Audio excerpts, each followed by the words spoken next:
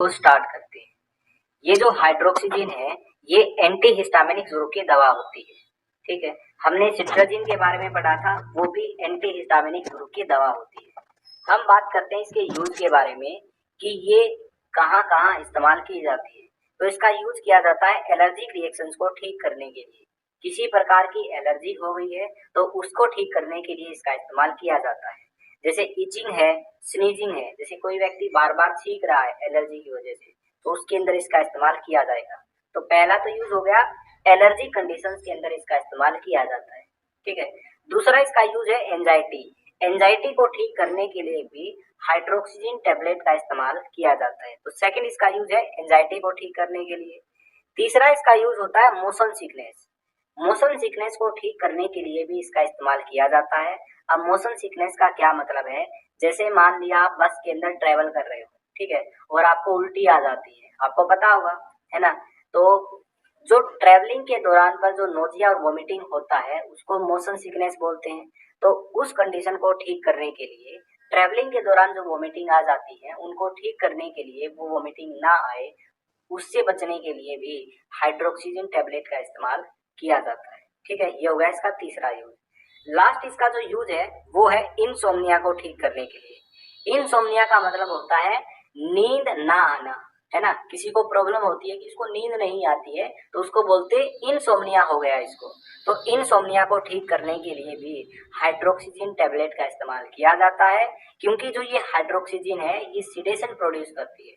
Sedation का मतलब होता है नींद आना, तो ये सिडेशन प्रोड्यूस करती है, इसलिए ये इंसोम्निया को ठीक करने के लिए भी यूज में लेके आई जाती है। तो इन कंडीशंस के अंदर हाइड्रोक्सीजन टेबलेट का इस्तेमाल किया जाता है। एक और यूज मैं आपको बताता हूँ, अगर किसी को किसी कीड़े ने काट लिया है ना, तो उस कंडीशन में भी एलर्जी वगैरह हो जाती है, तो उस कंडीशन के अंदर भी हाइड्रोक्सीजन का इस्तेमाल किया जा सकता है। ठीक है, तो ये हुए इसके यूज। अब बात करते हैं डोज के बारे में। ध्यान से सुनना डोज के बारे में और बिल्कुल ध्यान से समझना। देखिए, डोज को दो तरीके से डिवाइड किया गया है। पहला है चाइल्ड डोज, दूसरा है एडल्ट डोज। अगर किसी की उम्र 12 साल से कम है तो उसको हम चाइल्ड डोज में कंसीडर करेंगे। अगर किसी की उम्र 12 साल से ऊपर है तो उसको एडल्ट डोज के अंदर कंसीडर करेंगे। ठीक है, पहला तो ये डिफरेंस आपको पता होना चाहिए। अब ध्यान से देखिएगा क्या डोज रहती है। देखिए, चाइल्ड डोज, अगर बच्चे की उम्र 6 साल से कम है उसके अंदर डोज रहेगी 12.5 mg दिन में 2 से 3 बार। ओके, अगर बच्चे की उम्र 6 साल या 6 साल से ज्यादा है उसके अंदर हाइड्रोक्सीजन की डोज रहेगी 12.5 mg से 25 mg दिन में 2 से 3 बार। समझ में आ गई। 6 साल से कम है तो 12.5 mg, 6 साल या 6 साल से ज्यादा है तो 12.5 mg से 25 mg दिन में 2 से 3 बार। ये डोज रहेगी हाइड्रोक्सीजन की। ठीक है, एडल्ट डोज क्या रहेगी? एडल्ट डोज के अंदर जिसकी उम्र 12 साल से ऊपर है उसको कंसीडर करेंगे। ठीक है, 25 मिलीग्राम होती है एडल्ट डोज, दिन में कितने? 3 से 4 बार। ओके, तो ये हो गई हमारी एडल्ट डोज। तो आपने चाइल्ड डोज के बारे में भी समझ लिया और एडल्ट डोज के बारे में भी समझ लिया। अब कुछ बातें जो आपको पता होनी चाहिए। देखिए, मैंने आपको बताया कि जो ये एडल्ट डोज है ये 25 mg दिन में 3 से 4 बार लेनी पड़ती है।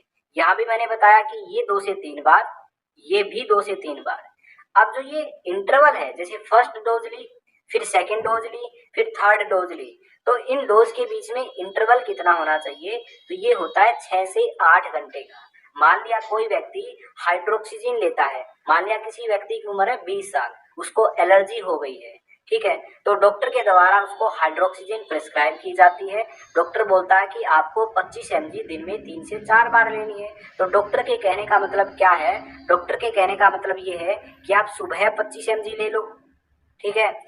अगर दूसरी डोज की जरूरत है तो 6 से 8 घंटे के बाद आप दूसरी डोज ले सकते हो। अगर दूसरी डोज से भी आराम नहीं हुआ तो उसके 6 से 8 घंटे बाद आप तीसरी डोज ले सकते हो।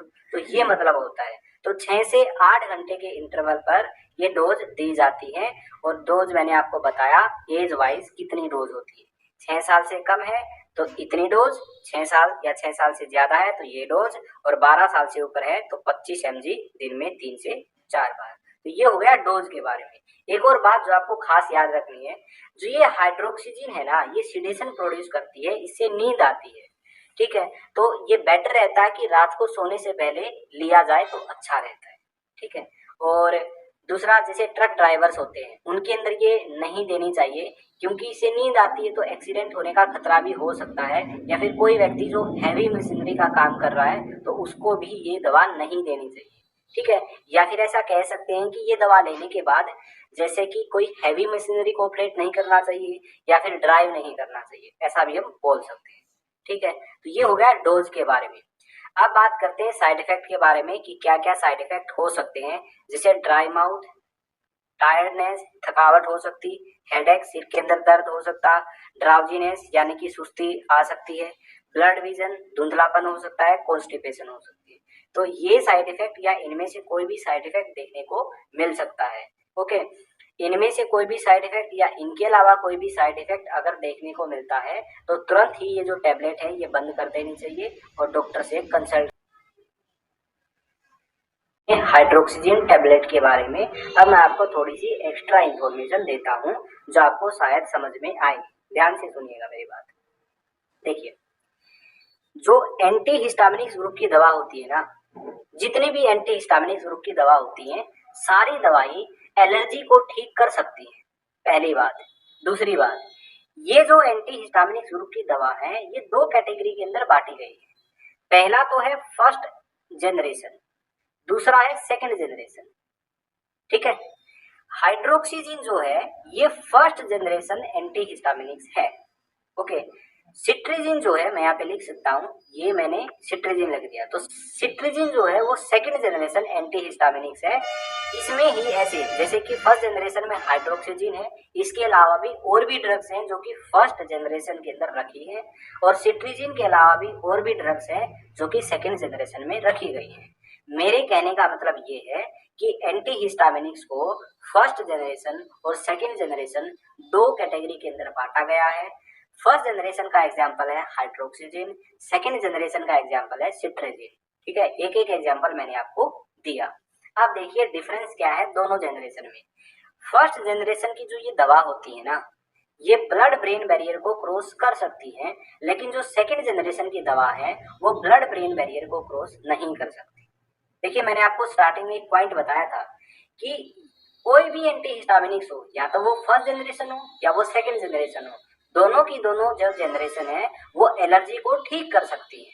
इनका काम क्या होता है? एलर्जी को ठीक करना। तो सिट्रिजिन का यूज है एलर्जी को ठीक करना, हाइड्रोक्सीजिन का यूज है एलर्जी को ठीक करना, ठीक है।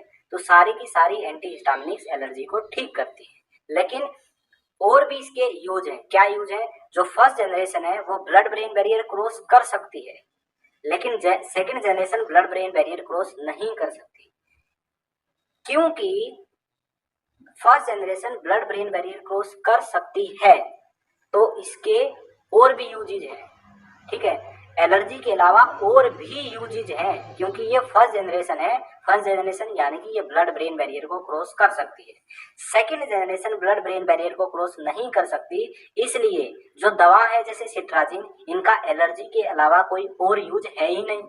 समझ में बात आई?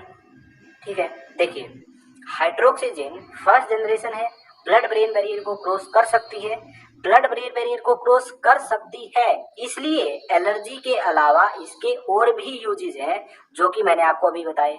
एलर्जी तो यूज होता है जितने भी एंटी हिस्टामिनिक्स है, लेकिन एलर्जी के अलावा और यूज है। अब एंजाइटी में इसका इस्तेमाल किया जाता है, मोशन सिकनेस में इसका इस्तेमाल किया जाता है, इनसोम्निया में इसका इस्तेमाल किया जाता है। जो ये यूज है ना हाइड्रोक्सीजिन के, ये इसलिए है क्योंकि ये ब्लड ब्रेन बैरियर को क्रॉस कर सकती है। बात समझ में आई? ये जो एक्स्ट्रा यूज आपने पढ़े ना हाइड्रोक्सीजिन के, ये इसलिए है क्योंकि ये ब्लड ब्रेन बैरियर को क्रॉस कर सकती है, ओके। तो ये आपको पता होना चाहिए, है ना। दूसरा डिफरेंस क्या है? जो मेजर डिफरेंस है, हाइड्रोक्सीजिन जो है वो ब्लड ब्रेन बैरियर क्रॉस कर सकती है, इसलिए ये सिडेशन ज्यादा करते हैं, यानी कि इनसे नींद ज्यादा आती है ना। जो सिट्राजिन है वो ब्लड ब्रेन बैरियर क्रॉस नहीं करते, इसलिए उनसे नींद कम आती है ना। आती है लेकिन कम आती है। दोनों का कंपैरिजन मैंने बताया, फर्स्ट जनरेशन की जो दवा है उनसे सिडेशन ज्यादा